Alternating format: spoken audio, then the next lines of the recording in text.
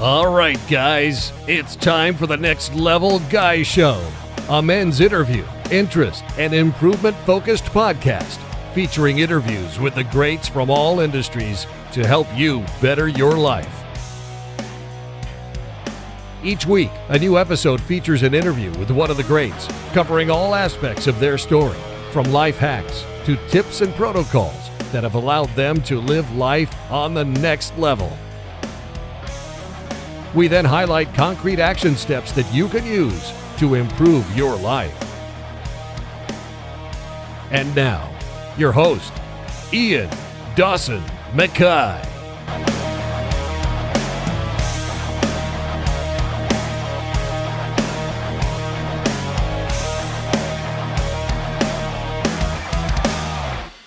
And today's guest is Adam Jablin. Adam is a best-selling author, inspirational keynote speaker, transformational life coach, and spiritual and recovery mentor. In 2006, Adam got clean and sober, which unleashed many gifts he had hidden inside. During the most successful years of his company, Adam was in the grips of alcoholism and addiction. He knows what it's like to be powerless. His family intervened, and Adam's spiritual journey began.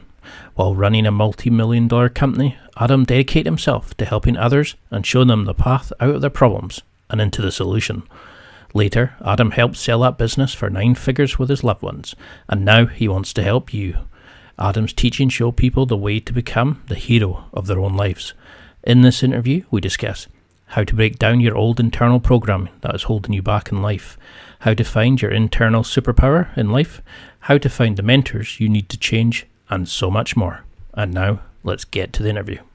Well, thank you so much for coming on. It's an absolute pleasure. Now, I followed you from your social media, for your Instagram. Love your content, but you've got an amazing backstory. For people who maybe don't recognize the name, and they should, how do you define who you are? Because you've got an amazing story. Oh, thank you, my man. Yeah, that means a lot. So, well, I would define myself, I'm the typical hero in the hero's journey. And that's what I help people do. I had to leave the known world and what I thought was typical and very regular and familiar. And I was drinking, and drugging, and making money, and I had to go into the unknown and find out all these principles, spiritual in nature, and go on this journey of discovery to find out who I really am and where my true power is, and find the courage to slay the dragons and face my fears, and then come home and return and help people do the same thing that I've done. And that's, so really what I am is the prototypical hero's journey. I do love it because it's like change of behavior is a true power not a lot of people can do. And to be able to do that and then say, yeah, I helped myself, now I can help others with it. It's a fantastic mission to be on. But I mean, you went from a sort of multi-million pound sort of business into, you were dealing with like the alcohol issues and things like that. Did you feel the struggles when you were younger because it felt like your future was mapped out because you were expected to go into the parents' business? Yes. Or did that come up? Very much so. So my grandfather was successful, very, very proud of him. And then my father was even more successful. And I had to live up to these 2 giant shadows. And I'll never forget, my father, out of love, my father and my mother, out of love, the family business really turned successful, and they were offered a lot of money. So they were trying to get clarity on what to do. And they asked me at a young age, probably around 12 or 13, do I want to take it over? And I saw the change in lifestyle, and I saw how well, and I knew what they wanted to hear. And I said, yes. Now they never knew what they were doing to a 12 or 13-year-old boy. They were just trying to get clarity. They weren't doing, I didn't know that I was signing my life on the line, on the dotted line. And, but it did kind of make me feel very insecure and powerless. And, I never got to really dare to dream and what could I do or who could I be? And I was always very charismatic. very popular. People seem to love me, but at the same time, I felt like this desperation inside. I would quiet that desperation with a lot of alcohol. I know that feeling. Yeah. And do you think that's part of a thing is like because we're not taught to talk about it, we're expected to just to deal with it as men, that we kind of just build it up and we just let it go? And what did you start noticing were red flags? Were there like events or things that happened that you just thought, looking back now, you're like, whoa, Yeah. that's obvious. It's so funny you say that, right? Because what happened was, have you ever seen the movie The Sixth Sense with Yep. Bruce Willis? Okay, so you watch the whole movie. In the end, he realizes he's dead, and the whole movie makes sense.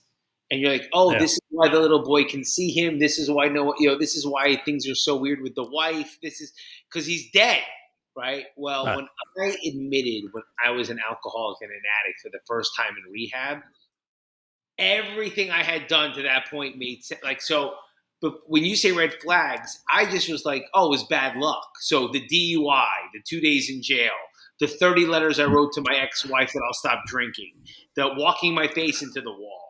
I have too many drunk high stories that are funny and ridiculous. But for me, I thought it was just a guy that was out of control, like a fun, loving party guy.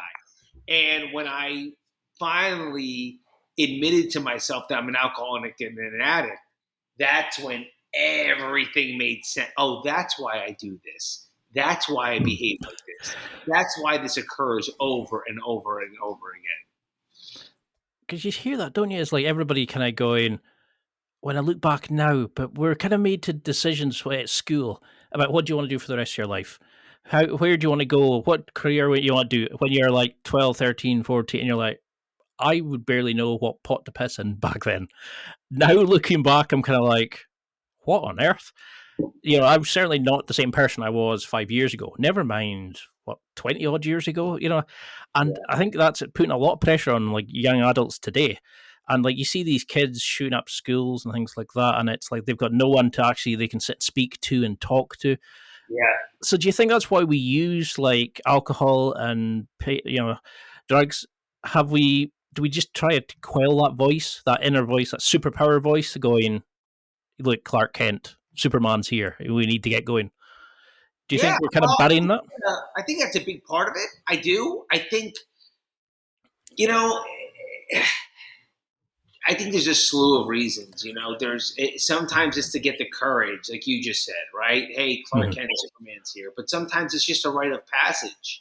And, you see your friends drinking or the older kids drinking, and you want to see what it feels like and participate too. I think there's so many different reasons why we try.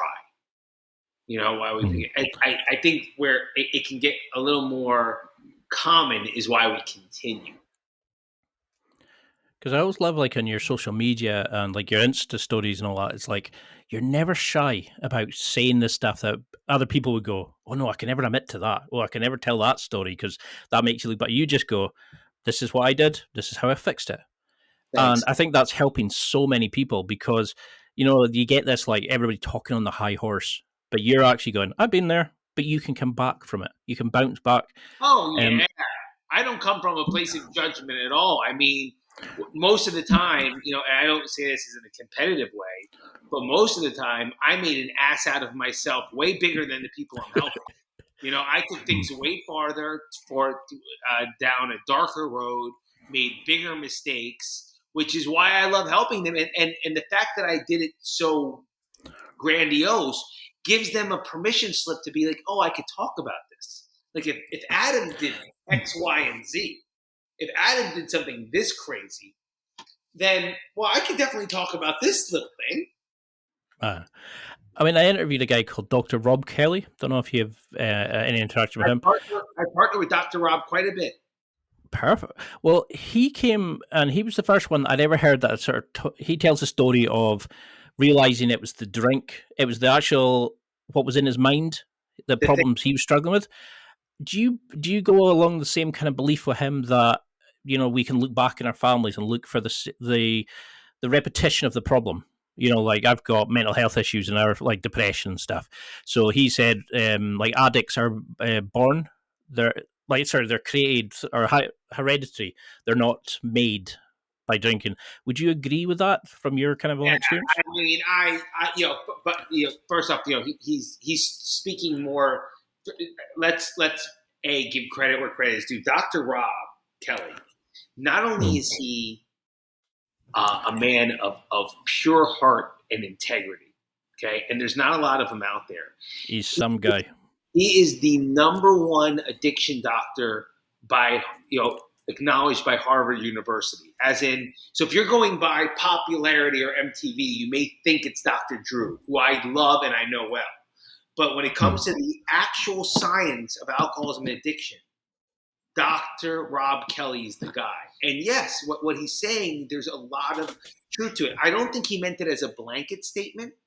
Dr. Rob would be the first one to tell you that, there are people that if you continue doing the same behavior and over and over and over, it's going to become a problem. But for many of us, there is a genetic component.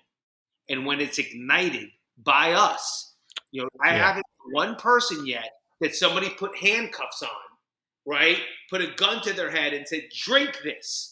I need to make you an alcoholic. It's always with your own willpower and your own curiosity. But once it's ignited, and you have those past traumas from your childhood, hello, it's time. No, it makes a lot of sense. I was remembering just now my own sort of like, I never really wanted to drink at the time, but everybody else was doing it. It was cool.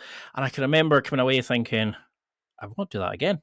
Because it made me feel confident. It made me feel like, hide the imposter syndrome that I was feeling at the time. I still feel it now.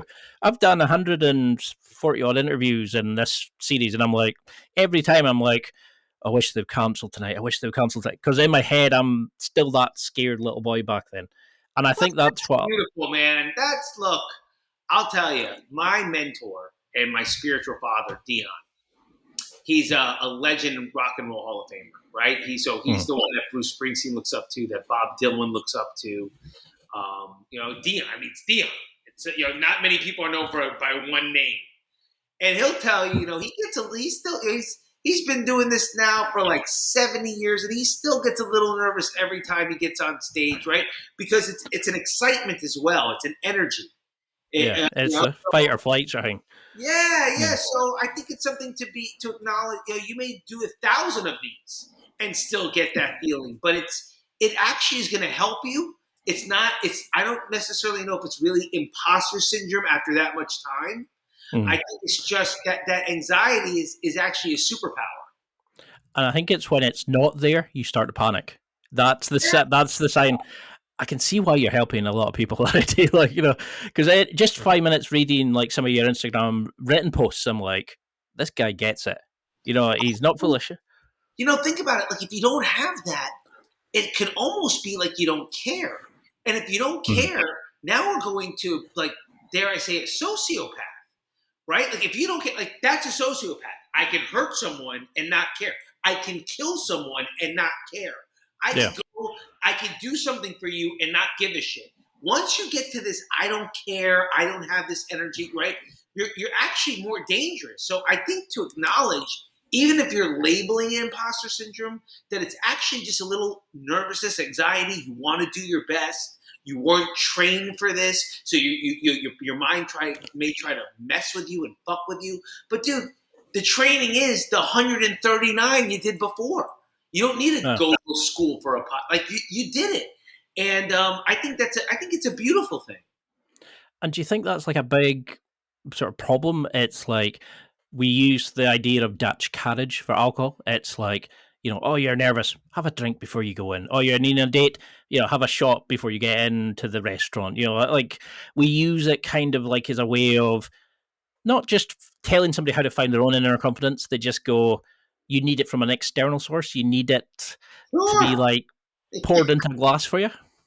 I mean, look, here's the thing. I'm saying this because liquid courage works, and a couple of shots of tequila before you go is definitely going to make you feel better. Now, it's very important that I don't want alcohol to be the thing we're beating up here, right? Like a rabbi and a priest can have wine before their sermon, and people can have weddings and celebrations with beautiful wine and vodkas and special scotches and cigars. Like it's meant to celebrate with spirits. It's for people like me and like what Dr. Rob Kelly said with the abusive thinking, right? And use it in the wrong way. That's when it becomes a problem. You know, I don't want alcohol to actually be the problem, because that's making everybody into an alcoholic, and that's just not true. I mean, that's partly one of the reasons I never started smoking. Like, I always envied, like, because of my anxiety at the time, I envied people who had cigarettes and roll-ups and stuff like that, because they could always do something with their hands. They had the lighter, they had the cigarettes, and I was like, if I was doing that, I'd be rolling 50 a day. I wouldn't be able to leave it alone, because it allowed me to channel the anxiety into it. Did you have, like, what was your point that you started thinking, okay, this is more than a problem? This is actually an addiction. This is something I'm struggling with. Was there a point you can pinpoint? I mean, I definitely had a lot of moments of clarity and moments of concern throughout my drinking, and drugging career, which really started heavily around 15 and ended at 30. And I would have these moments of like, this is not good. Like, and drinking was always my number one. I think it's because it was common. It was, my family drank. We were heavy drinkers in my family. I'm the only alcoholic. But, when you start messing with the drugs and the pharmaceuticals and cocaine and ecstasy and Oxycontin and Darvocet and, Percocet, and then uppers, downers, laughers, screamers, LSD, mushrooms. When I started realizing, like, okay, every single weekend I want a bag of cocaine when I drink, that's when I knew the cocaine was a problem. So, but once I put the cocaine down, the drinking went up. Then when I realized the drinking was becoming too hard, the hangovers were too tough. My body wasn't working out the same way. I wasn't trained the same way. And I would cut back on the drinking. Something else would have to pop up. So I would then start using Xanax. But, or I would use Ambien to sleep. And it just became this, I don't know if you remember when we were kids, there was a game called Whack-A-Mole, right? So this thing would pop up, you whack it, and then this other thing would pop up, you whack it. And so what would happen is, the alcohol would come up, I'd whack it, I'd come down, and then the Ambien would come up, Ambien to sleep, and whack, and then Xanax, and whack, and then, painkillers, and whack, and then, cocaine, whack, and then alcohol comes back up, and whack, and it just becomes this vicious cycle. And so I had all these weird moments of knowing I'm abusing something. I'm abusing. It's no good. It's no good. It's no good. But I couldn't find my way out. And do you think, like, that's something about it is that you're in that situation where people are like, but you can't be an alcoholic. You're producing all this amazing work. You're in running a business. You're doing the stocks. You're doing the payments. Not that people seem to think that you can't be an addict and be high performing. Whereas I used to see them every day. I worked in a cashier store, like, serving a lot of people. When they would come in, they'd buy a bottle of whiskey and they'd be in their 3-piece suits, and that'd be their lunch. The lady would come in with a little bottle of gin, buy it, and go off to our business meetings. And that's how they kind of coped with the stress. And people seem to think, like, we've got this image of the drunk guy in the gutter. That's the alcoholic. The guy that can't keep a job. That's the alcoholic. But there's lots of high-performing addicts that I've noticed. Yeah, very high-performing. So I used to think there was a movie called End of Days when I was a kid with Arnold Schwarzenegger. Okay? Oh, yep. Great movie. Arnold Schwarzenegger in the movie is an alcoholic. And he's going to fight the devil in it. But in the movie, I'll never forget, he grabs, it's Arnold. It's a young Arnold, younger. And he grabs a bottle of scotch and he drinks it. And you see this huge bicep. Huge. And I remember thinking, it's not believable. It doesn't go together. Right? Because you see all the hard work. Right? And you see Arnold. So I tried to use that as my mask as well. Right? Because I thought people thought the way I thought. Like, oh, if he's in great shape and if he has the money and if he has that, then he can't be an alcoholic. I wanted people to believe that. I had no idea that people could see right through it. And how did you deal with that? Like, how were you dealing with, like, did you look at people and think, he's judging me, and All the that time. was a pressure from there? And All the what did that make you sort of do? Did that make you drink heavier? Did that make you sort of push more stress on yourself? Yeah. How did you deal with it? That's a great question because it's something I work on still to this day. It made me hyper competitive. It made me put people on my little dartboard that I had to be better than them.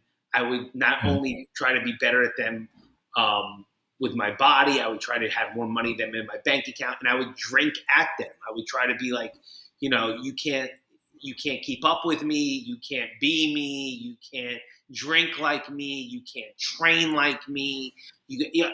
But it's sad because you're living in this internal torture, right? And this other person's not thinking about you at all. Wow. It's this bullshit that I put on them that they're putting on me. It's the whole thing that goes back to what Dr. Rob was saying. It's a thinking problem, not a drinking problem, right? It's my thinking. Like, that person's not even thinking about me, and they've got their own. They are literally a little red dot on my board that I keep thinking about. I need to be better than them. I need to be, and like this person's living their life. I'm drinking at them. I'm lifting at them. I'm looking better than them. They don't give a shit. Been there so many times. I was just like, I was smiling in a way because it made me realize and go, that was so and so. That's so and so. How and when did you realize that was just stupid, and to actually use that energy inside rather than outside? What was like your turning moment, do you think? Because you've done it. It's I'd rather make it a very transparent interview rather than like I've climbed the mountain interview. I'm really much better at it. But that is, it is something that will leak back in every now and then. And I have to constantly work on myself to let that go and to realize that these are stories that I'm making up. And I'm making them up because maybe I found, when I did it before, I found some form of success. Or maybe I'm feeling I need a little drive, or maybe there's an anger in me that needs to be felt. But it's not like I'm totally healed from it. It tends to creep back in every now and then. I'm not saying that I'm bad. I'm not bad anymore. I don't make every single person my competitor and my target. But it does seem to sometimes creep back in. I mean, it's probably really good to hear because I still get that. Like, I'm still looking, going, oh, that person's got a better podcast, or that person's doing that. And I'm like, they don't even know I exist. They're probably like, oh, cool, yeah, I'll come on your show. Yeah, like being completely nice about it. And I'll be bitching and moaning about them because we start looking at, it's like when you get your next belt in jiu-jitsu. Like, I'm a blue belt. When I get the purple belt, I'll immediately be going, I'm shite because I'm getting battered by the brown and the black belts. Never mind the fact that you're better than you've ever been. But we still put all this pressure on ourselves. And how did you get over that sort of personal sort of fear of making that change? Because, like, you talking about how we can find our own sort of inner superpower. Yeah. How do we start actually, instead of just ripping off the clothes like Clark Kent does, how do we start getting over that fear of, I can be more, becoming the superhero in our own journey? So I have to use I statements.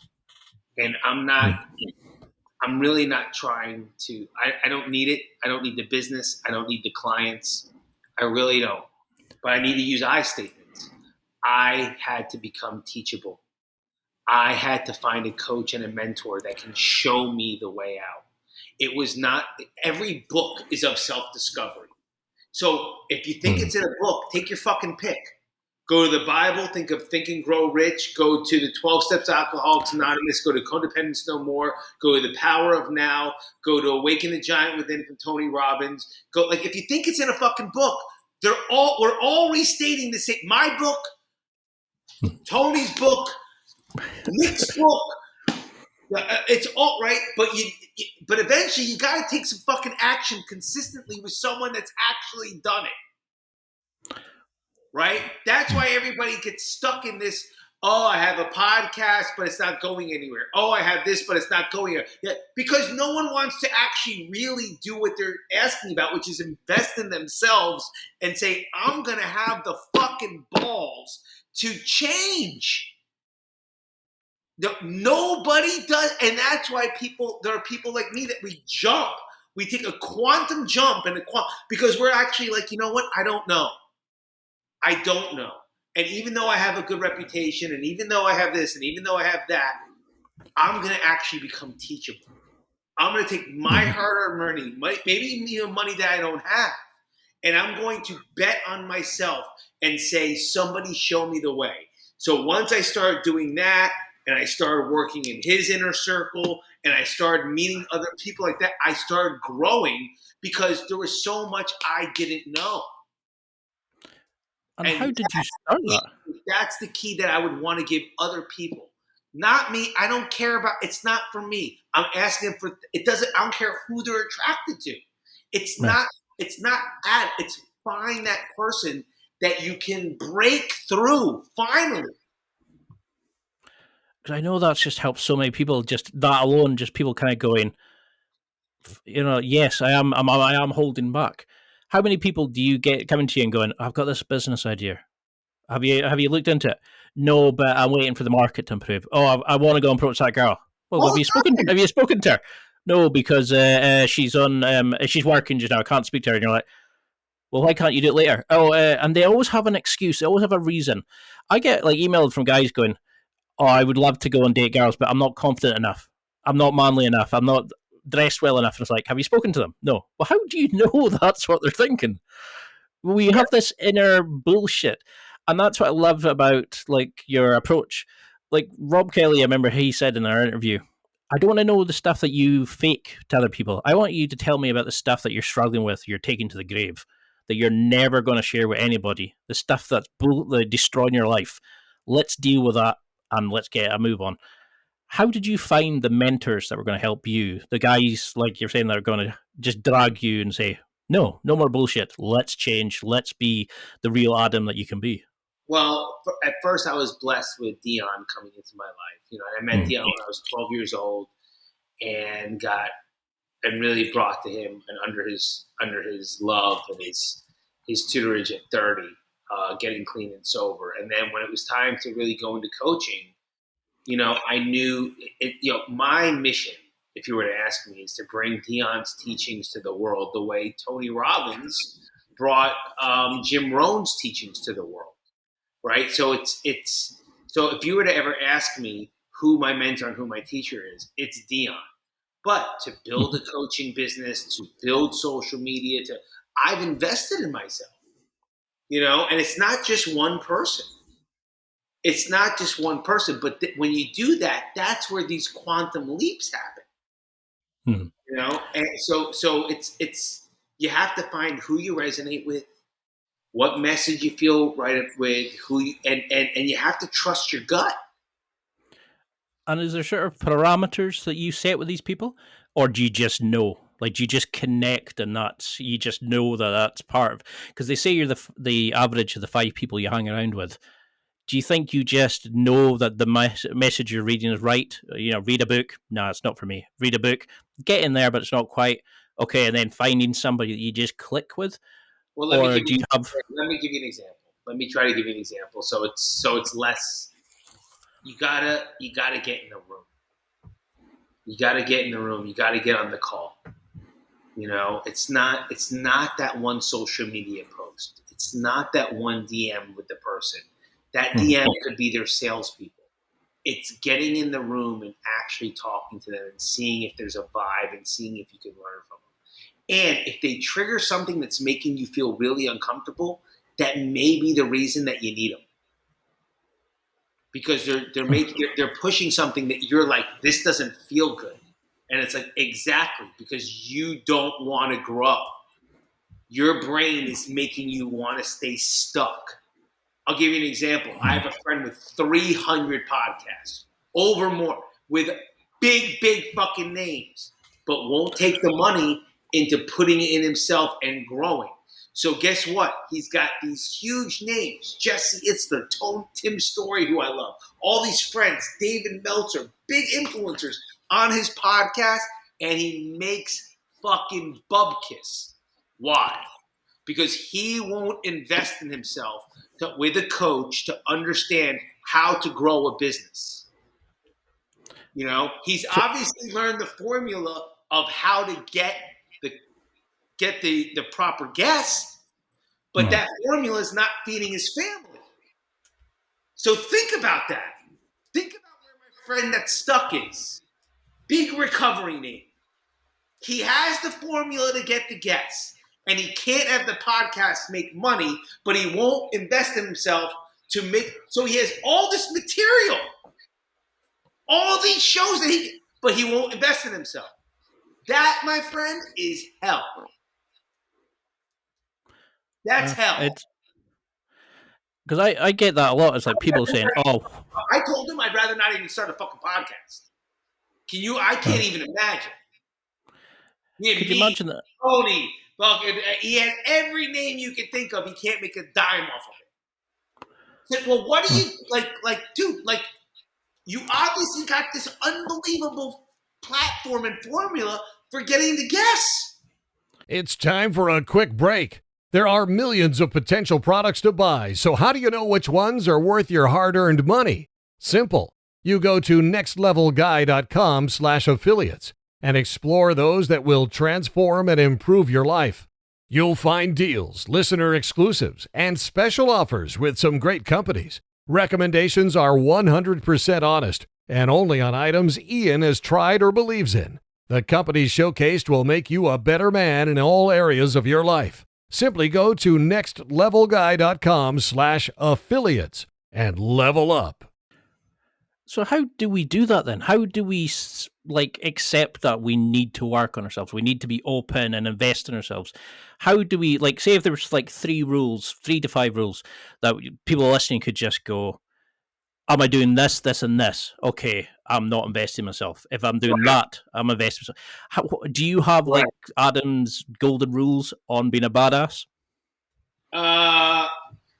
So the first thing I would do is I would ask God for help or a higher purpose or a higher cause. I would say, God, life force, divine force, creator, higher power, whatever you're comfortable with. Mm-hmm. I'm open and I'm ready.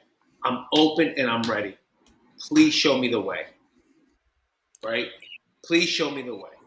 Then, once that first synchronicity happens, once that first opening, once that first mentor coach, that first post that talks to you, once you see something, a mastermind, once that thing comes to you, right? That's step 2. Now it came to you. Now there's an answer. Now it's your turn again, right? Step 3, act now. Do it now. Put the credit card down. Stop acting like, oh my God, if I do this, I'm not going to eat again. I'm not going to be able to have a roof over my head. I'm not going to feed the kids. It's all bullshit. It's all bullshit. But your brain is stuck in a fear pattern, right? And the only way to break the fear pattern is to override it, is to do what you don't want to do. That's how you jump out of an airplane. That's how you do a cold plunge. You have to override the software, because the software is old computer system that was designed. Don't get me wrong. We're all beautiful human beings with flesh, bone, and cartilage and joints and spirit and enthusiasm. And we're all these beautiful things, right? And heart pumping. We're all these beautiful things that can do these amazing things. But the software, the hardware, is from the fight or flight stone ages of hunter-gatherer, and it's actually it's not trying to keep you a loser. It's not trying to make you sad. It's trying to keep you safe. So if your safe is, I do this every day and I'm trying to do this and I'm not going to invest my money in this, and it's just going to keep that pattern up, because the first thing it wants to do is it wants to tell itself that it's right. If it shows itself it's right, then now you have a belief pattern. Oh, you see, I'm right. I'm right. This is keeping me safe. This is keeping me safe. You have to actually override the system and go, no, I need to grow. I need to be better. I need to be bigger. I know I can do this. It's fucking scary, but I know I can do this. So it's one, ask your higher power, ask God, ask the divine life force, ask spirit. Two, wait for that thing to happen. It's going to happen within 72 hours. Three, act. Override the system, because that third step is going to be the hardest step, because that's where your system's going to go, this is coming up, and I have my daughter's this, and I have my wife's this. Yep.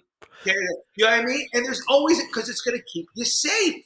And here's the thing, and it's in every meme, and it's in every speech, no one's coming to do it for you. Nobody gives a fuck. Nobody gives a fuck. Oh, I have a podcast. Oh, I have this. Oh, I have social media.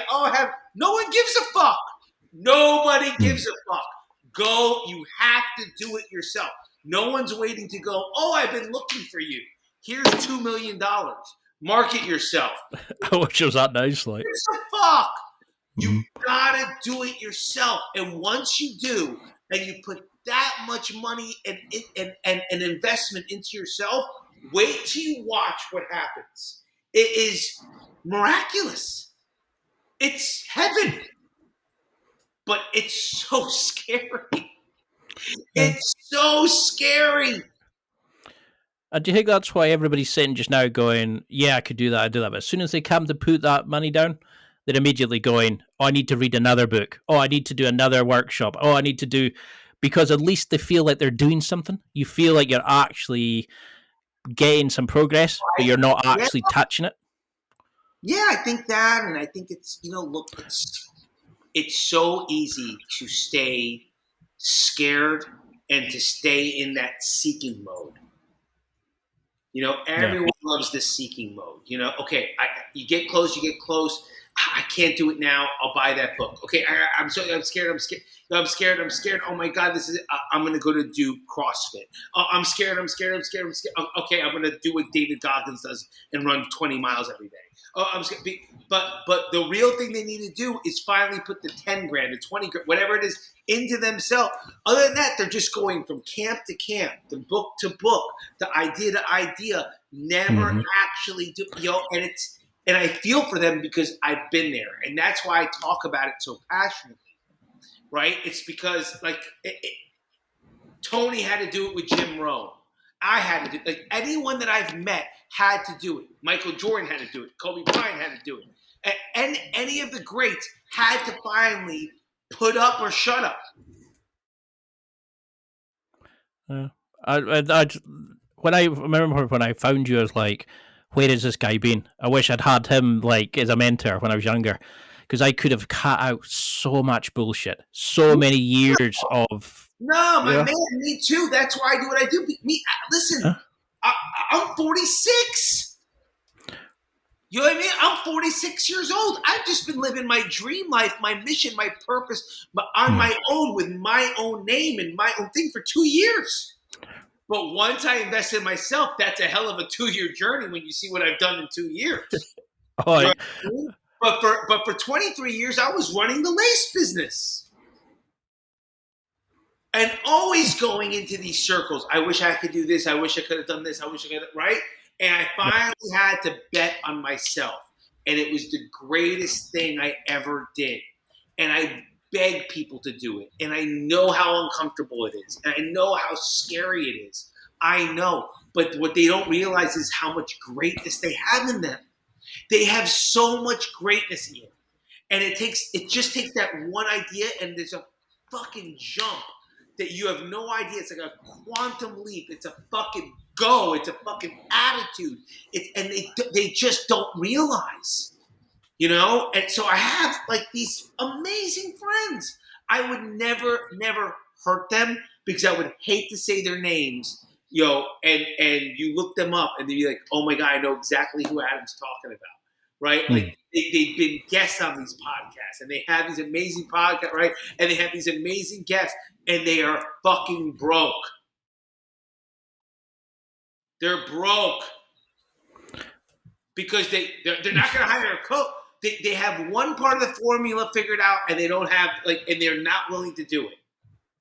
For me personally, look, don't get me wrong, recognition and significance is a wonderful thing, but I gotta fucking eat, and my kids gotta eat, and I want to live. You know what I mean? And I know how fast it is to have a #1 best-selling book, and then for the there's nothing higher than #1, and then it to be #3, and then it to be #5. So if you're constantly chasing the next podcast guest, the next thing of significance, the next top 10 list, you know what I mean? Okay, you're getting all these things, but you're not eating. You're not living your dream. Put a fucking gun to my head. That really fucking hit home, because I was like that. Once I get this pair of jeans, I'll be fine. Once I get that girl's number, I'll do it. Once I'm in a relationship, I'll be fine. That's 9. You just start the cycle again. I need a better girlfriend. I need better clothes. I need a better job. I need a better... And we never actually get anywhere. And you just go round and round. It's the 6 basic human needs. It's when we put too much in significance. We all need to feel significant. You're an amazing father, son, family man, right? We all need to feel significant. But there's so much more than just significance. There's growth. There's contribution. There's variety. There's so much more to life than just attention. Then, I'm doing something important. Okay, good. You're doing something important. Great. You know what I mean? But there's more. There's more. So, if you keep chasing significance, it's chasing the new cover, chasing the new podcast guest, chasing the new this, it's chasing. Chasing is torture, man. Chasing is hard. So if we are starting to invest in ourselves, and we're starting to go, and we start thinking, okay, you said you didn't have coping strategies until you got into rehab and learned about what we're doing. So how do we know and deal with that uncomfortableness, shall we call it, when you're getting rid of the shitty friends, or you're leaving the job or the city you've never left because you were scared to? How have you learned how to deal with that initial pushback, that kind of, like the crabs in the bucket? They pull them back in rather than try to come out themselves. If one's trying to come out, they go, nah, be like the rest of us. How did you initially step out of that and go, nah, I'm getting my cape. I'm fucking going to show you how it's done. How do you get into that, do you think?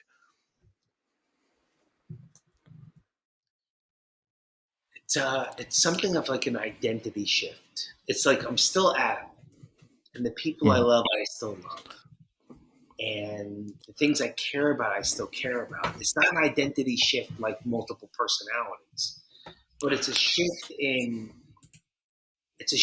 in realizing that I can't play small anymore, and I can't.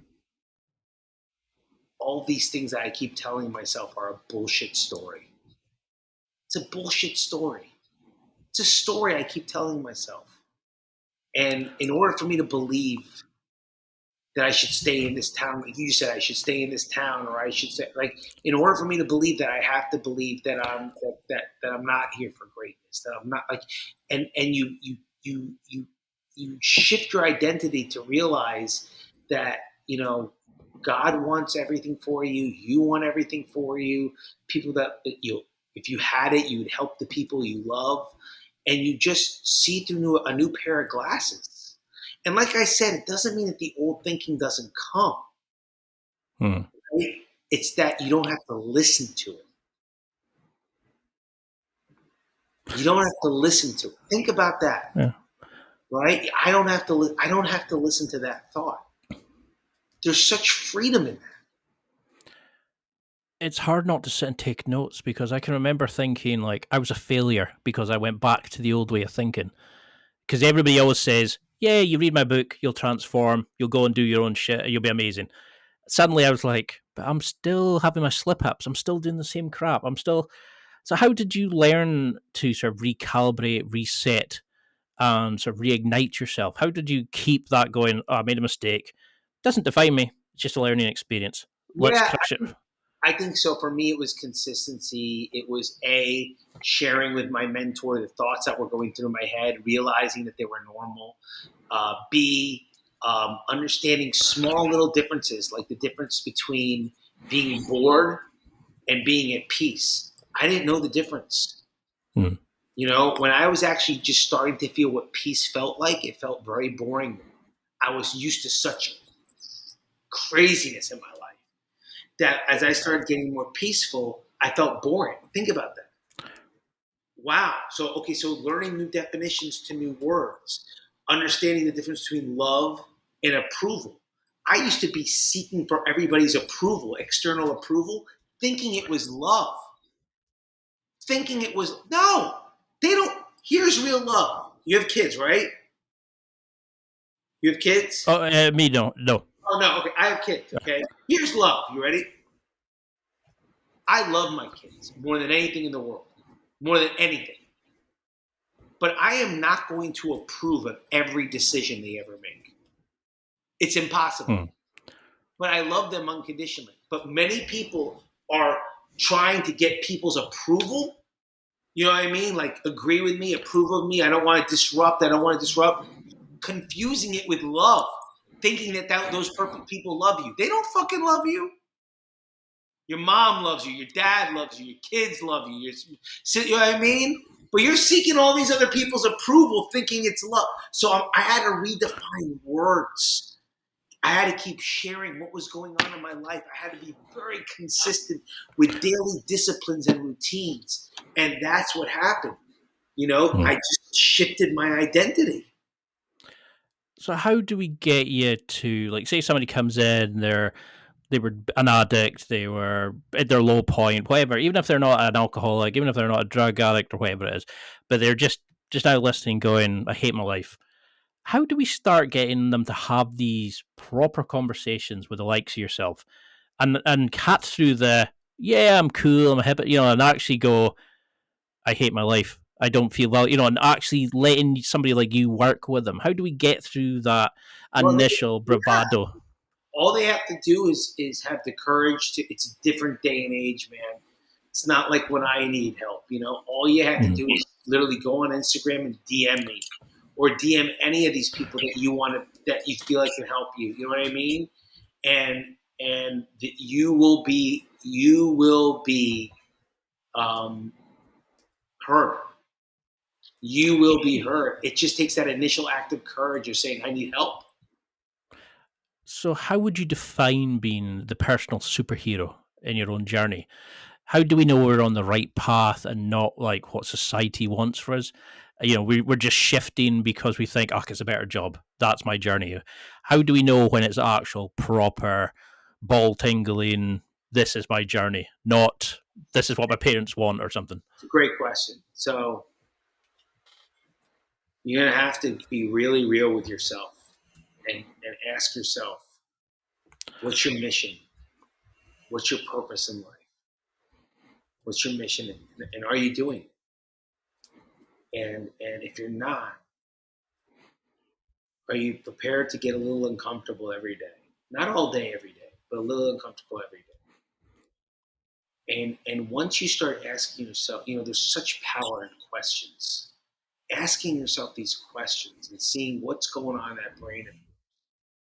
But every single person on this planet has a divine reason, a true reason for being.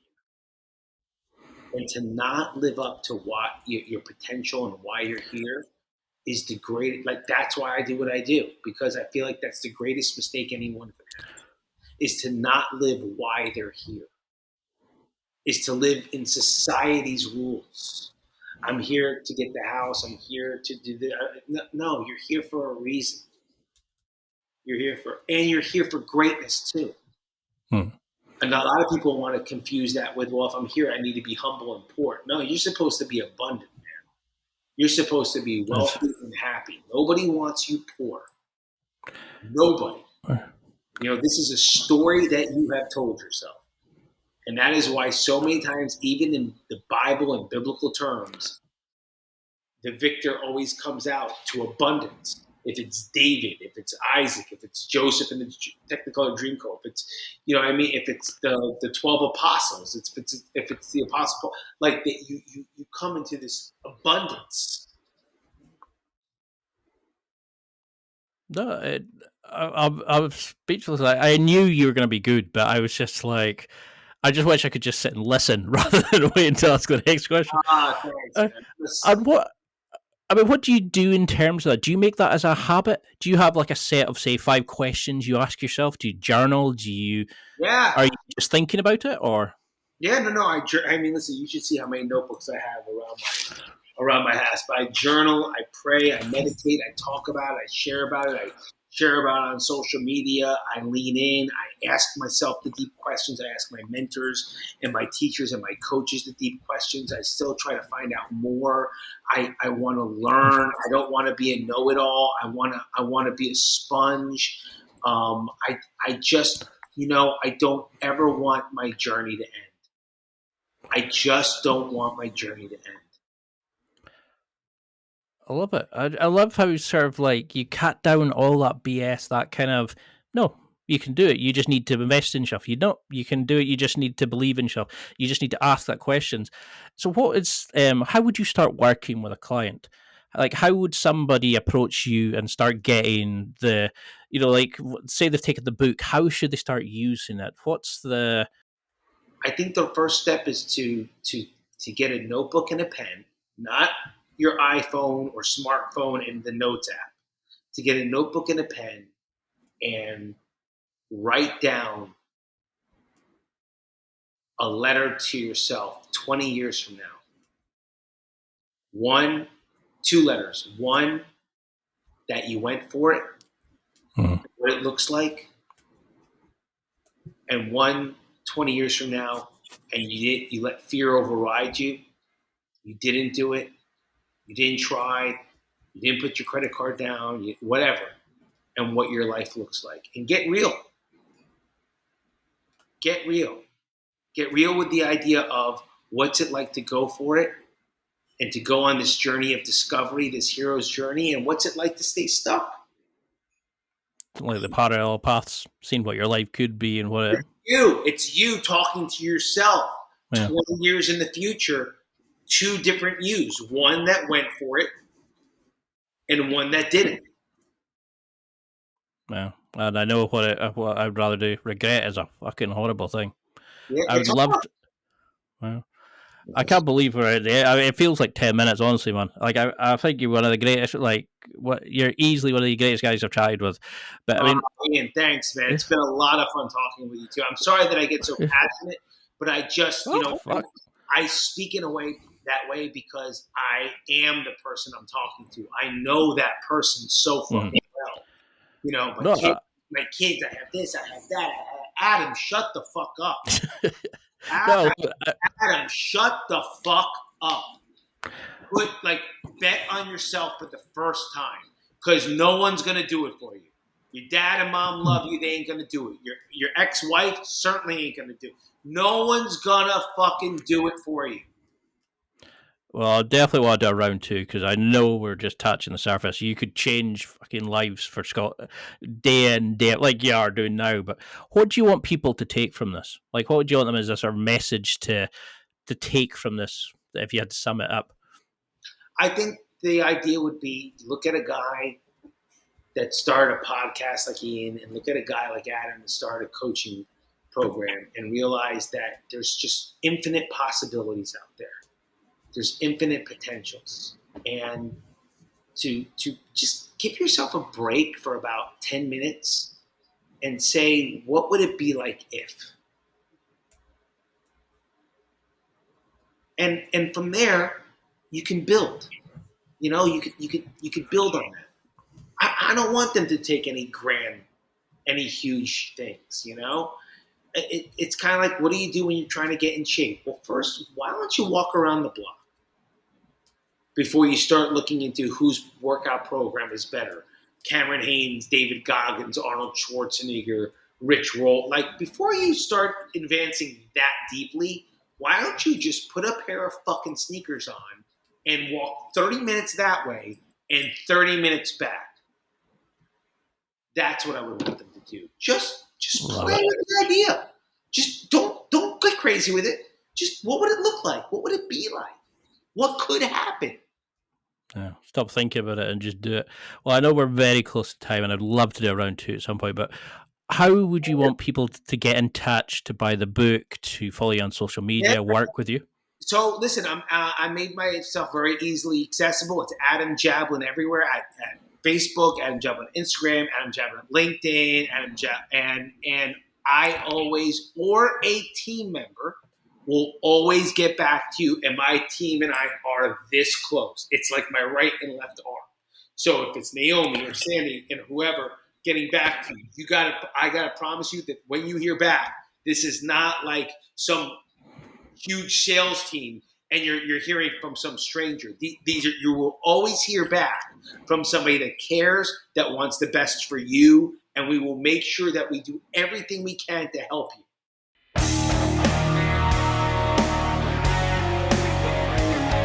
Well, that's it for another week, and thank you for listening. It's now time to take what you've learned and use it to develop and enhance your life with the key points mentioned. Listen, try it, embrace it, use it, and crush it. Now's your time to hit that next level in your life. If you liked this episode, then please leave a comment on the show notes or a review of the show on your podcast platform. Everything helps evolve the show. Until next week, keep seeking the next level in your life.